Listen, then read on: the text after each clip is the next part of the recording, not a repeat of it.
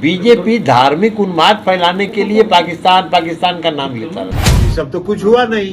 अब बाद में उनके गृह मंत्री जी ने कह दिया कि अरे चुनाव के टाइम में तो ये सब जुमला कहा जाता है। और जो उनके ऊपर जो नए गठबंधन का जो अलायंस हुआ है, विपक्षी एकता जो हुई है, उसका उनके ऊपर असर है। जुमलेबाजों की सरकार है और इसलिए हम लोग भारतीय जनता पार्टी को बड़का झूठा पार्टी का। जब से हम लोग एनडीए से अलग हटे तब से आज तक हरवंश जी हम लोग की किसी बैठक में नहीं आते और न ही संसदीय दल की बैठक में आते हैं। पार्लियामेंट्री पार्टी की भी मीटिंग हम लोग जब संसद का सत्र चलता है हर बुधवार को करते हैं, उसमें भी नहीं आते। तो जब किसी पार्टी में बैठक में नहीं आते हैं और हो सकता है, संभव है कि प्रधानमंत्री जी ने उनको मना कर दिया हो कि भाई मत कोई बैठक में जाइए, तो इसलिए वो नहीं आते हैं।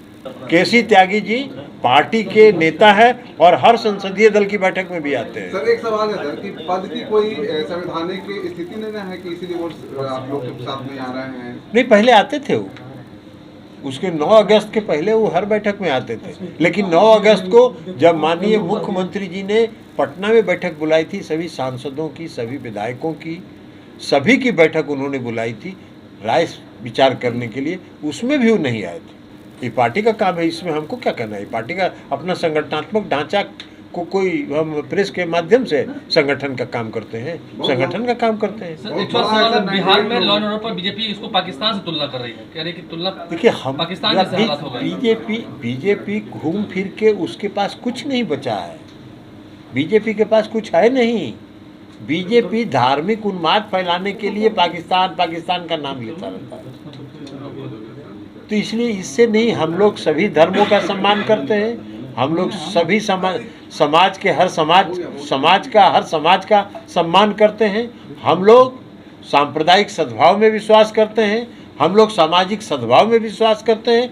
भारतीय जनता पार्टी धार्मिक उन्माद में विश्वास करती है, लेकिन उनका कोई असर नहीं होता है। आपने देखा है कर्नाटक के चुनाव में आदरणीय प्रधानमंत्री जी ने जिस तरह का भाषण दिया था धार्मिक उन्माद फैलाने वाला, वो भाषण शायद हिंदुस्तान के आज़ाद भारत के आज़ाद हिंदुस्तान के इतिहास में किसी प्रधानमंत्री का उतना निम्न स्तर का भाषण नहीं हुआ होगा कि जय बजरंगबली का नारा लगाइए और कमल छाप पर बटन दबाइए।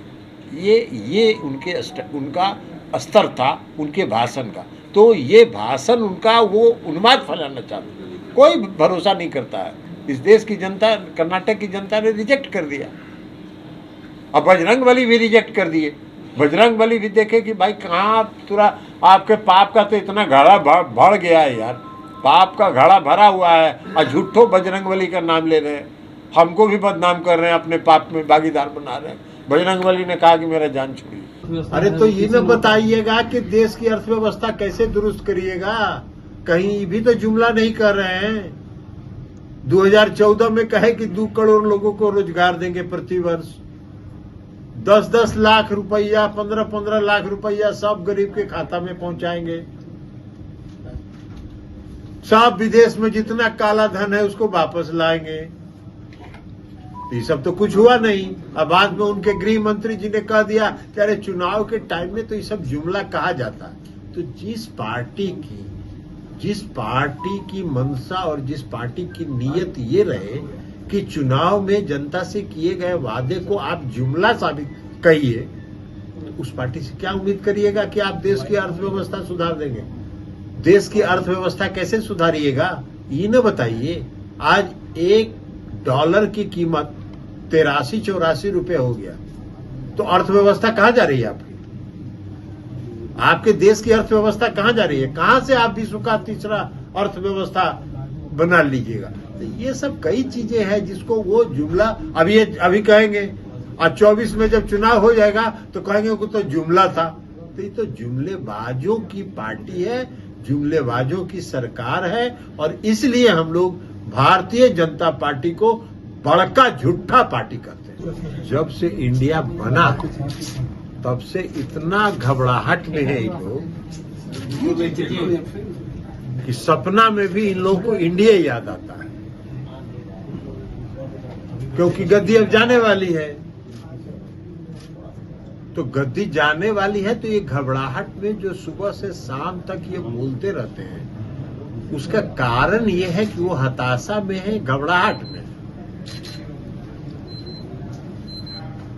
अब आप बताइए कि संसद में अविश्वास प्रस्ताव पर बहस हो रहा है, तो अविश्वास प्रस्ताव पर जो भी कोई पार्टी ने कोई बात रखी तो सरकार के कार्यक्रम की, सरकार की आलोचना की लोगों ने। तो जब आदरणीय प्रधानमंत्री जी जवाब दे रहे थे तो उनको अपने जो 9 साल में किए गए काम की न चर्चा करते कि हमने ये किया, हमने ये किया, तो वो कुछ तो है नहीं उनके पास, क्योंकि 9 साल में कुछ किया ही नहीं उन्होंने।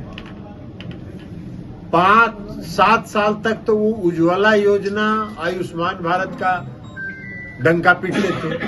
उज्ज्वला योजना का हश्र ये हो गया कि 95% घरों में जो सिलेंडर इन्होंने बांटा था, वो सिलेंडर ढनमना रहा है, कोई उसको भरा नहीं रहा है। काहे कि 1400 रुपए सिलेंडर का दाम हो गया। तो महंगाई आपके नियंत्रण में नहीं है। आपकी योजना जो आपने चलाया वो फेल कर गया। आयुष्मान भारत के बारे में अभी सीएजी का रिपोर्ट भी आप लोग देख चुके हैं। सीएजी का रिपोर्ट में साफ साफ लिखा हुआ है कितना टेलीफोन नंबर पर कितने लोगों को आयुष्मान भारत का लाभ मिल गया। तो ये सारी योजना, तो कोई काम तो उन्होंने किया नहीं, तो कोई अपना बखान तो कर नहीं रहे थे और अपने किए गए काम की चर्चा कर नहीं रहे थे। तो 1.5 घंटा तक भाषण जो दिए वो इंडिया गठबंधन पर दिए, घमंडिया गठबंधन है तो फलाना गठबंधन है। अरे कुछ भी गठबंधन है तो फैसला जनता न करेगी। 2024 में जनता फैसला करेगी। आप अपना जो काम किए थे उन्हें बताना चाहिए था, तो नहीं बता पाए और हताशा में, हड़बड़ाहट में, और जो उनके ऊपर जो नए गठबंधन का जो अलायंस हुआ है, विपक्षी एकता जो हुई है, उसका उनके ऊपर असर है और उनकी पूरी पार्टी पर असर है, पूरी सरकार पर असर है। इसलिए आजकल दिन भर उसी पर चर्चा करते रहते हैं। सिर्फ खबर दिखाना देशवा न्यूज का मकसद नहीं।